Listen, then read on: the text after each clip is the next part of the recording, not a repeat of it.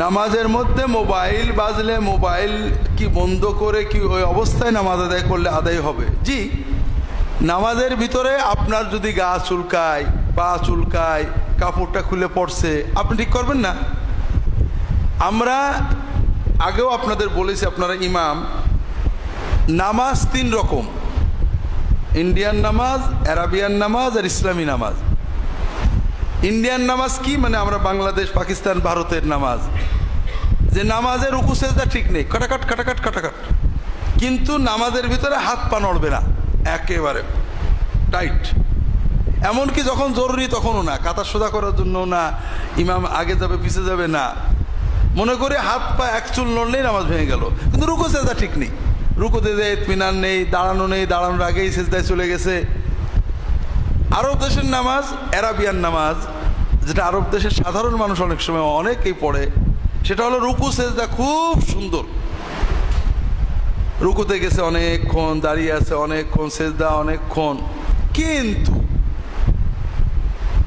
নামাজের ভিতর দাঁড়িয়ে গোত্রা ঠিক করছে, এই গোত্রা ঠিক করছে, ঘড়ি দেখছে, কথা বুঝেছেন? অজু করে আমরা আগে কাপড় চোপড় ঠিক করে নামাজ শুরু করি, আর আরবরা অজু করে মসজিদে ঢুকে আল্লাহু আকবার বলে, এরপরে জামাগুলো ঠিক করে, ঘড়িটা পরে, পকেট থেকে নিয়ে গোত্রা পরে, শেমাক পরে, সব করে। তবে এটা একদিক থেকে ভালো। আমাকে আমার ছাত্ররা বলছে যে স্যার, এহরাম, হজে এহরাম আগে করলেই তো ভালো, যত আগে করবে সব শুরু হবে। দেখা যায় নামাজের এহরাম ওরা আগে করেছে, যত আগে করেছে সব শুরু হয়েছে। এখন টুপি মাথায় দিচ্ছে, এটাও নামাজের ভিতর ঢুকে গেল, গোত্রা পড়ছে, ঘড়ি পড়ছে, নামাজের ভিতর ঢুকে গেল, সুবিধেই হলো। নামাজের ভিতরে পা একবার সামনে নিচ্ছে, একবার পিছনে নিচ্ছে, নানাবিধ সমস্যা।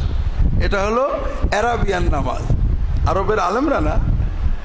আর ইসলামী নামাজ হলো রুকু সেজদা যেমন ঠিক থাকতে হবে, অপ্রয়োজনে নড়াচড়াও করা যাবে না, তবে প্রয়োজনে করা যাবে। বিশেষ করে এক হাত ব্যবহার করে প্রয়োজনীয় কাজ করা। এমনকি রাসূলুল্লাহ সাল্লাল্লাহু আলাইহি ওয়াসাল্লাম সামনের দিকে, কেবলার দিকে দরজা খুলে দিয়েছেন নামাজের অবস্থায়।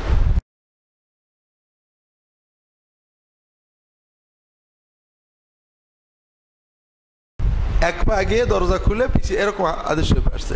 সাহাবীরা নফল নামাজ পড়ার সময় উট ধরে রেখেছেন, উট জোরে টান দিলে দু এক পা এগিয়ে গিয়েছেন কেবলা ঠিক রেখে। এই জন্য মোবাইল বেজে উঠলে এক হাত ব্যবহার করে মোবাইল বন্ধ করাতে নামাজের কোনো ক্ষতি হবে না, বরং এটা জরুরি। না করলে আপনার এবং মুসল্লিদের নামাজ নষ্ট হবে, এই জন্য এটা করবে।